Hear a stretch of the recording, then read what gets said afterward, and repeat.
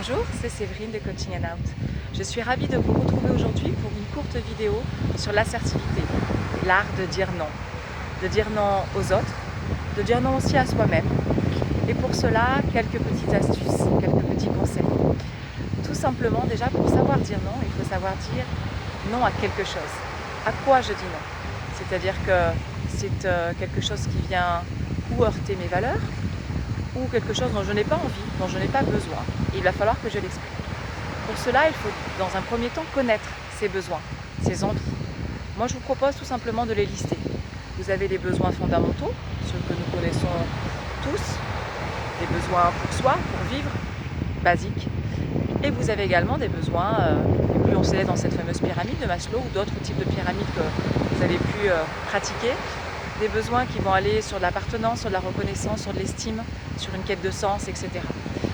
Et au-delà de ça, même si on sort de toutes ces théories quelque part, on sait tous ce dont on a besoin, ce qui nous fait plaisir, ce qui est nécessaire pour nous, ce qui est important pour nous. Voilà, tout cela, vous pouvez le noter sur un papier.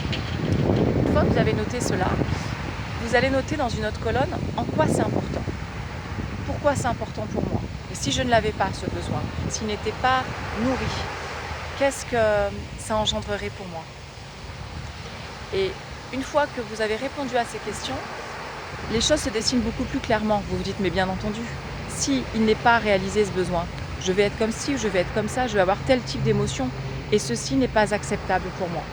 Et une fois que vous avez mis le doigt là-dessus, vous avez clairement visualisé, parce qu'écrire, c'est super pour visualiser.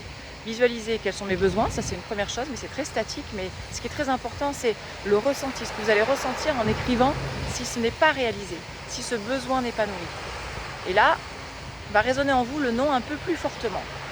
Je vais dire non à cet ami qui me propose de sortir ce soir. Aujourd'hui, j'ai besoin de me reposer, je suis fatiguée. Donc, tout simplement, l'exprimer, et c'est là où nous allons venir au deuxième volet au-delà de l'expression de ses besoins, c'est comment je le communique. Alors il y a un concept qui est la communication non violente, qui est un concept, on va dire assez récent, mais au final très simple, très basique, juste évident. C'est dans ma relation à l'autre, je vais devoir exprimer ce dont je n'ai pas envie, je vais devoir dire non.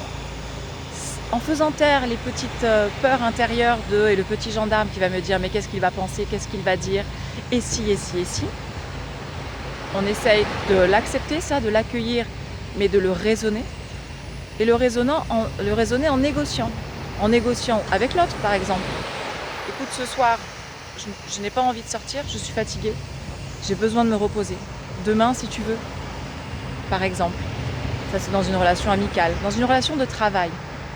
Vous êtes engagé à partir tôt, 18h30, parce que vous avez le spectacle de danse de votre fille ou le concert de votre fils à 20h. Et qu'il faut que vous rentriez, que vous ayez à gérer plein de choses. Et ce jour-là, une collègue vous demande de rester un peu plus tard pour l'aider à terminer un travail qu'elle n'a pas réussi à faire et sur lequel vous avez avancé. Bien sûr que vous avez envie d'aider votre collègue. Vous l'aimez beaucoup, cette collègue. Vous partagez avec elle les repas le midi, la pause café. Donc ce serait très décevant pour elle que vous disiez non. Et limite, elle pourrait vous juger, selon vous. Mais par contre, vous êtes engagé auprès de votre fille, auprès de votre fils. Et pour vous, dans votre tête, il est hors de question de dire non. Hors de question de ne pas y aller. Et donc vous êtes partagé, ce qu'on appelle le fameux dilemme. Moi, ce que je vous propose dans ces cas-là, c'est d'aller voir votre collègue et lui dire écoute, j'entends, je suis désolée ce soir, je ne pourrai pas t'aider. Inutile de vous expliquer le gala de danse, le match de foot, le concert, etc. On ne rentre pas dans la justification. Cela ne sert à rien parce que du coup, vous allez vous embourber, vous allez faire ressentir une forme de culpabilité, la ressentir vous-même.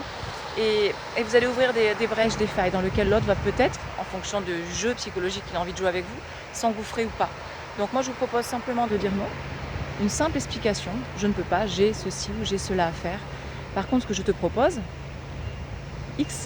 Christine, Valérie, c'est quand tu as comme ça la sensation d'être en retard sur quelque chose et que tu as besoin de moi, avertis-moi peut-être un petit peu en avance pour que je puisse m'organiser. Et je me ferai un plaisir de t'aider la prochaine fois.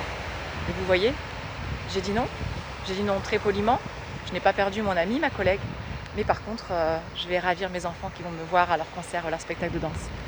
Voilà, j'espère que vous avez mis déjà quelques mots sur des choses que vous pouvez mettre en place petit à petit Et si vous voulez en savoir plus et vous faire accompagner dans l'assertivité, je vous rappelle mon Facebook, mon Instagram, mon site internet Coaching and Out, et je serai ravie de vous accompagner sur quelques séances d'assertivité.